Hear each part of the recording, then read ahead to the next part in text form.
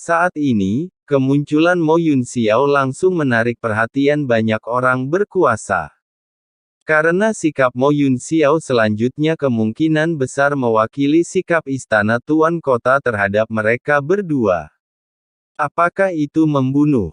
Atau hukuman? Atau biarkan saja? Melihat kemunculan Mo Yunxiao, 7 kaisar puncak jangka menengah yang tersisa di benteng mekanik buru-buru bergegas menuju Mo Yunxiao dengan banyak bawahan mereka.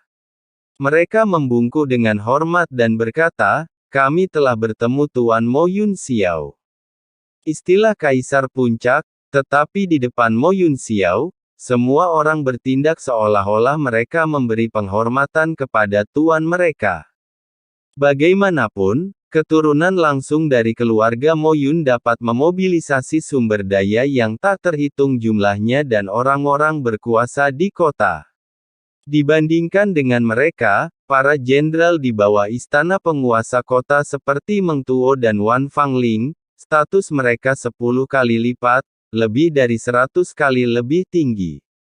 Namun, Mo Yunxiao mengabaikan semua orang dan segera mendatangi Saroye dan Qin Chen, berkata dengan suara yang dalam, "Dua teman, saya pikir mungkin ada kesalahpahaman di antara kita." Keluar, ekspresi semua orang berubah. Apa maksud Mo Yunxiao dengan sikap seperti itu? Saroye menyeringai, menunjukkan gigi dingin, "Kesalahpahaman apa? Mengapa saya tidak melihat ada kesalahpahaman? Tuanku, dia dibunuh begitu dia memasuki kota Nanyuan, jadi dia datang untuk memburu si pembunuh. Kalian dari istana tuan kota tidak mengatakan apa-apa. Jika kamu tidak mengatakan apa-apa, kamu akan menyerang tuanku. Jika itu hanya untuk menjaga ketertiban, tetapi siapa yang mengira bahwa orang-orang di istana tuan kotamu telah berkolusi dengan si pembunuh untuk sudah lama sekali? Saya sekarang curiga bahwa orang-orang di rumah tuan kota Anda adalah Nanyuan ini. Kekuatan jahat terbesar di kota." Suara Saroye bergemuruh. Pada saat ini, lubang hidungnya mengarah ke langit, wajahnya sangat bangga, dan dia tidak takut meskipun lebih banyak tuan yang datang. Mo Yunxiao mengerutkan kening dan berkata dengan suara yang dalam, "Kolusi antara Jenderal Meng Tuo dan Presiden Zuo School hanyalah spekulasi Anda dan tidak ada bukti nyata. Tapi jangan khawatir, jika Jenderal Meng Tuo benar-benar berkolusi seperti yang kalian berdua katakan, Presiden Zuo tengkorak. Jika dia melakukan hal-hal jahat di kota Nanyuan kita, istana tuan kota kita pasti tidak akan membiarkan orang ini." Ketika para penonton mendengar ini, mereka semua menghela nafas dalam hati. Tampaknya istana tuan kota ingin melepaskannya dengan lembut kali ini. Kalimat seperti itu jelas mewakili sikap istana tuan kota yang ingin mengakhiri masalah. Di dunia ini, kamu masih harus memiliki latar belakang. Kupikir istana tuan kota akan marah dan menangkap mereka berdua secara langsung dan membunuh mereka. Aku tidak menyangka akan berakhir seperti ini.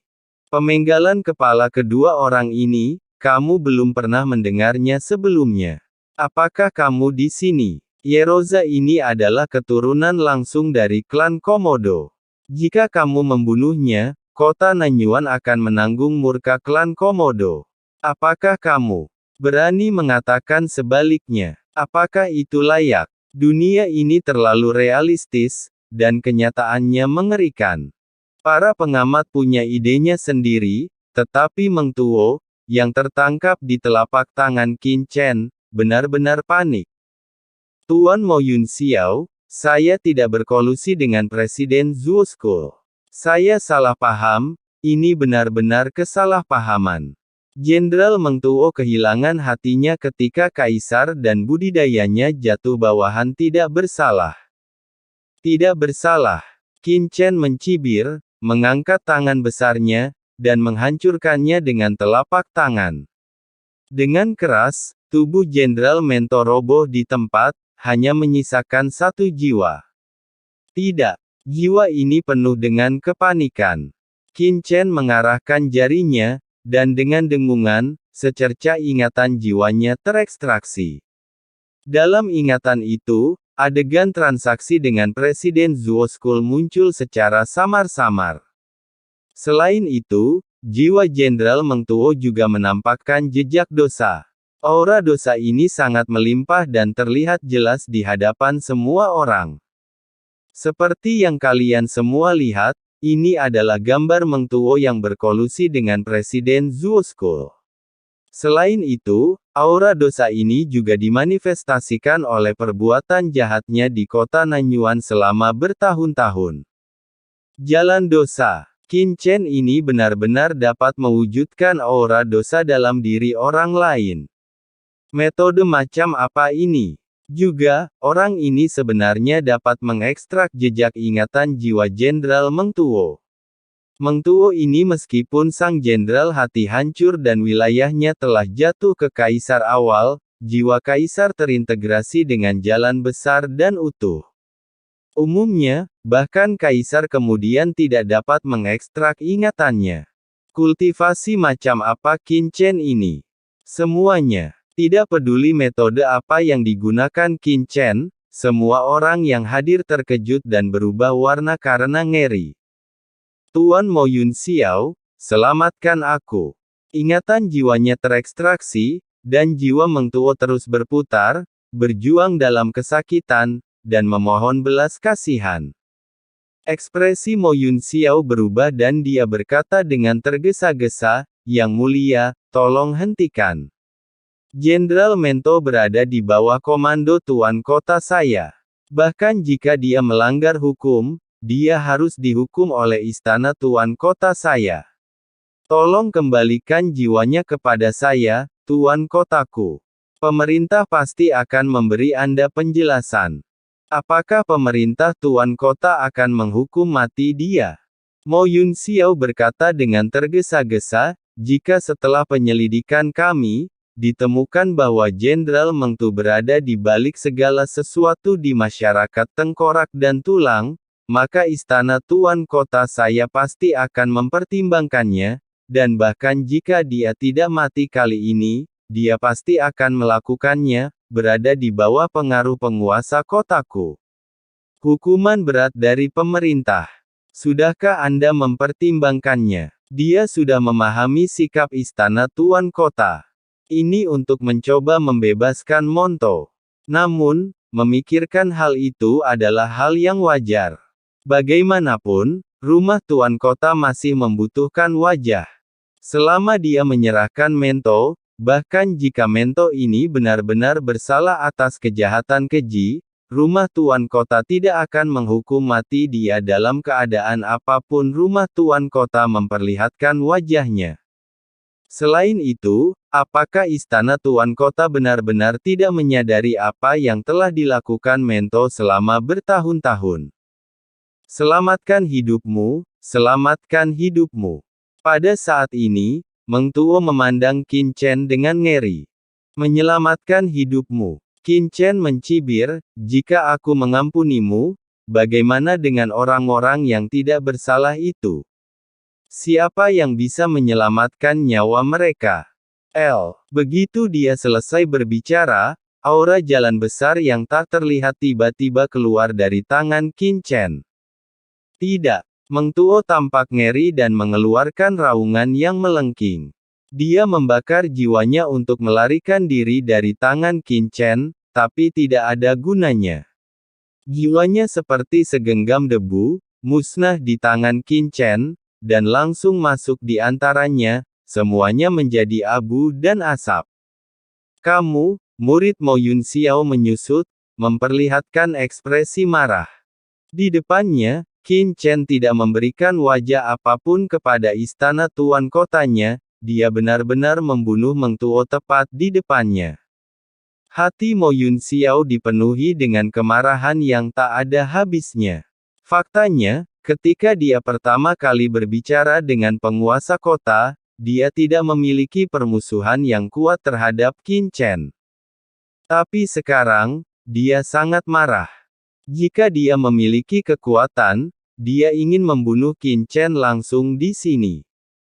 Dia sama sekali tidak menganggapku serius.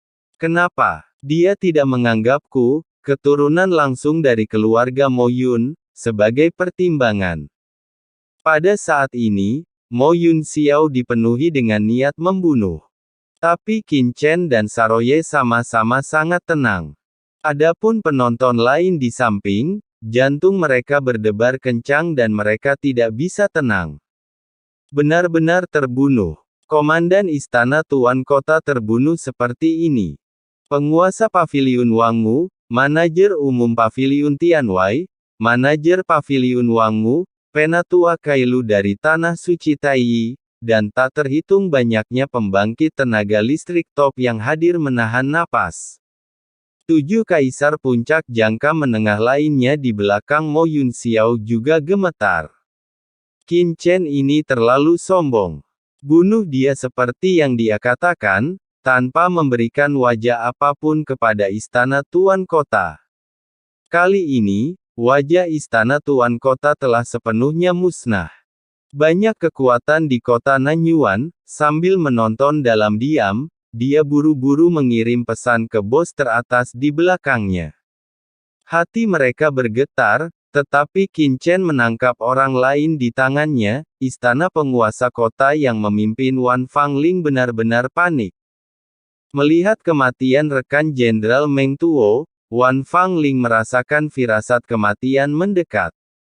Dia buru-buru berkata, "Tuan Qin Chen, selamatkan hidupmu.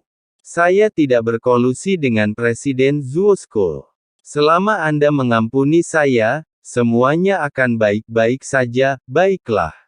Dia memandang Mo Yun Xiao dengan ekspresi ketakutan dan berkata dengan mendesak, "Tuan Mo Yun Xiao, selamatkan aku."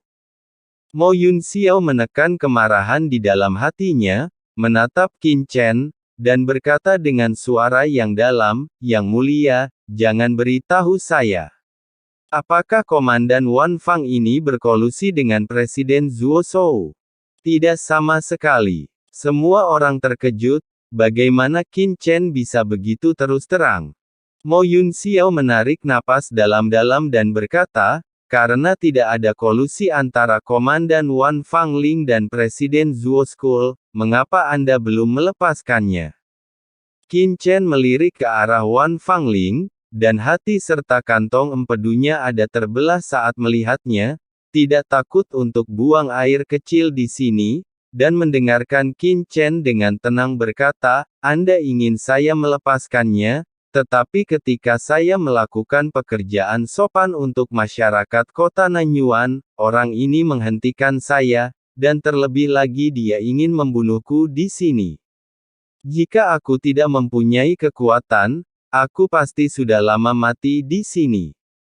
Hati Wan Fangling mulai bangkit kembali. Mo Yun Xiao berkata dengan wajah jelek, "Lalu apa yang kamu inginkan?"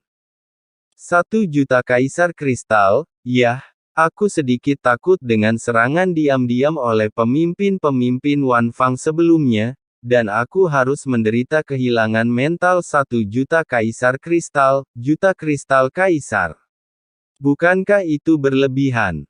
Qin Chen tersenyum dan berkata, "Selama Anda memberi saya 1 juta kristal kaisar, saya akan melepaskannya." Semua orang terkejut karena Qin Chen berani memerasnya, Istana Tuan Kota. Saya juga terkejut dia bisa membuka mulutnya seperti ini. 1 juta kristal kaisar, ini bukanlah jumlah yang kecil. Wajah Mo Yun Xiao juga membeku, dan dia berteriak dengan marah, "Kamu! Apa-apaan ini? Ini pemerasan telanjang. Telah memimpin kota Nanyuan selama beberapa zaman, bagaimana keluarga Mo Yun-nya pernah mengalami penghinaan seperti itu, langsung diperas di kota." Qin Chen sedikit mengernyit, "Mengapa? Mungkinkah istana tuan kota yang bermartabat bahkan tidak dapat menghasilkan 1 juta kristal kaisar? Atau apakah komandan istana tuan kota bahkan tidak bernilai 1 juta kristal kaisar?" "Nak, Aku benar-benar melakukannya untukmu, itu tidak layak. Saya layak. Wan Fangling memandang Qin Chen dengan ngeri dan berkata dengan panik, Tuan Mo Yun Xiao, selamatkan saya. Jika Anda tidak melakukannya, kalau begitu, tidak setuju.